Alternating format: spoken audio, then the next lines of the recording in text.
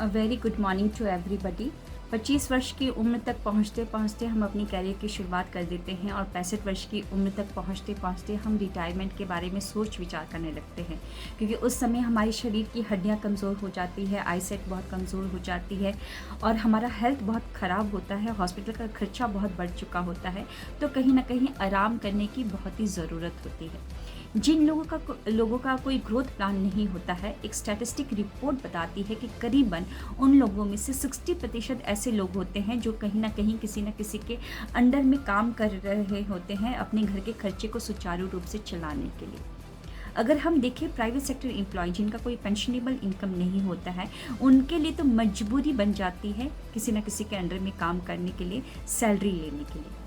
अगर वो सोचते हैं कि कोई बात नहीं, मेरे पास बहुत एक्सपीरियंस है, एक ब्रेक ले लेता हूँ, 65 एज के बाद एक ब्रेक ले लेता हूँ और फिर मुझे तो एम्प्लॉयर ले लेगा क्योंकि मेरे पास बहुत एक्सपीरियंस है।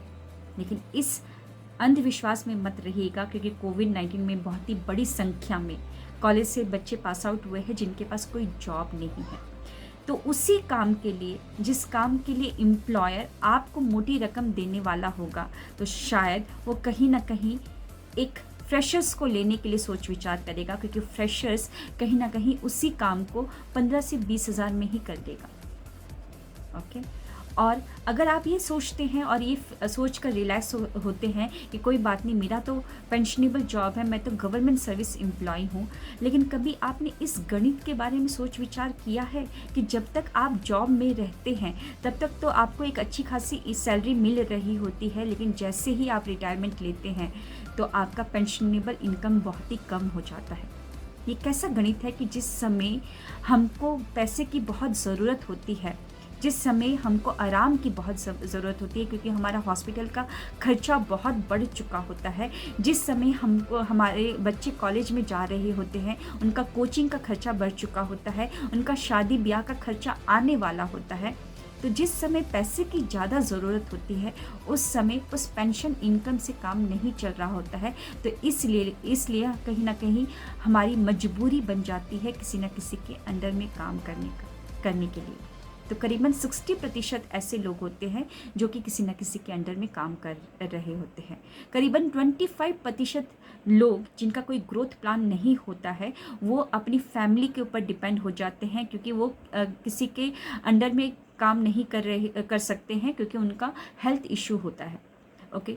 और करीबन 15% ऐसे लोग होते हैं जो कि ओल्ड एज होम में रह रहे होते हैं, क्योंकि वो किसी न किसी के अंडर में काम नहीं कर रहे होते हैं और साथ ही साथ उनको फैमिली भी उनका खर्चा लेने से मना कर देती है।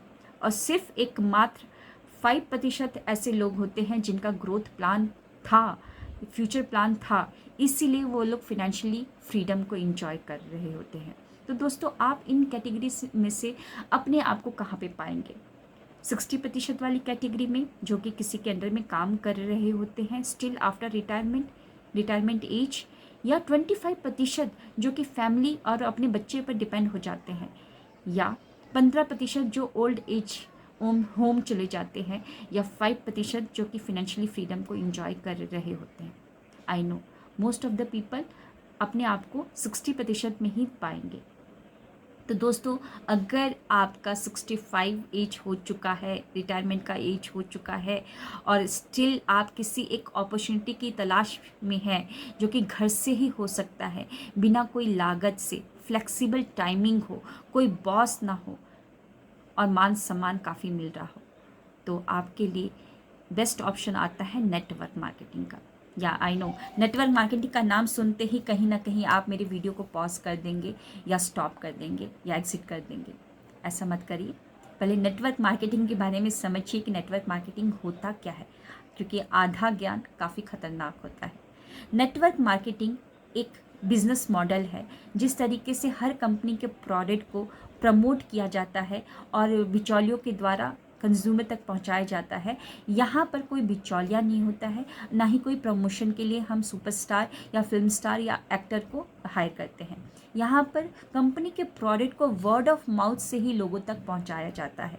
जितना आप लोगों तक पहुंचाएंगे, जितना लोगों को प्रमोट करेंगे और प्रोडक्ट जितना टर्नओवर होगा, उस टर्नओवर का करीबन 6 to 10% आपके अकाउंट में एज अ कमीशन आता है।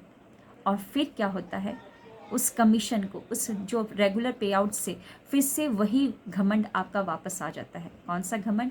जब तक आप जॉब कर रहे थे, जब तक आप करता धरता थे अपने घर के, जब तक आप ही के नाम का, आप ही के अकाउंट में पे आउट आ रहा था, तब तक वो घमंड कुछ और था।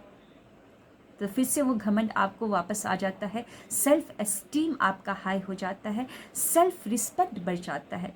बहुत सारे लोग अपने बच्चे पर डिपेंड होना पसंद नहीं करते हैं, और आपने काफ़ी सारी न्यूज़ देखे होंगे, काफ़ी सारी स्टोरीज़ देखे होंगे कि बच्चे अपने मतलब बच्चे अपने माँ बाप से लड़ाई करते हैं संपत्ति के लिए, और कहीं ना कहीं लड़ाई झगड़े में बच्चे ने माँ बाप पे हाथ उठाया, और उस चीज़ को, सदमे को वो बर्दाश्त नहीं कर पाते हैं, और कहीं ना कहीं ऑन द स्पॉट उनकी डेथ हो जाती है। तो सेल्फ रिस्पेक्ट को अगर बनाना है, सेल्फ एस्टीम को हाई रखना है, तो एक बार नेटवर्क मार्केटिंग के बारे में सोच विचार कीजिए, क्योंकि अभी आपकी एज नहीं है कि इतना लंबा वर्किंग आवर में किसी के अंडर में काम करें, क्योंकि प्राइवेट सेक्टर में आपकी एज कुछ भी हो, लेकिन तब भी आपको 10 से 12 घंटे काम करना है। कितने भी एक्सपीरियंस हो आप, लेकिन अब एम्प्लॉयर फ्रेशर्स को ही लेना पसंद करेंगे। पेंशन कितना भी हो, लेकिन उस पेंशन से आपका घर का खर्चा मैनेज नहीं हो पाएगा। और सबसे बड़ी बात, जब आपके अकाउंट में पैसे आने लगते हैं, तो कभी भी आपको ओल्ड एज होम का दरवाज़ा देखने को नहीं मिलेगा। तो फ्रेंड्स, एक बार आप सोच विचार कीजिए, और ज़्यादा जानकारी के लिए आप मुझे संपर्क कर सकते हैं, या मेरे लिंक पर आप क्लिक कर सकते हैं, जिसमें मैं आपको बताऊंगी, सिखाऊंगी कि किस तरीके से आप अपने खोए हुए घमंड को वापस लेकर आ सकते हैं। Thank you. Wish you wealth.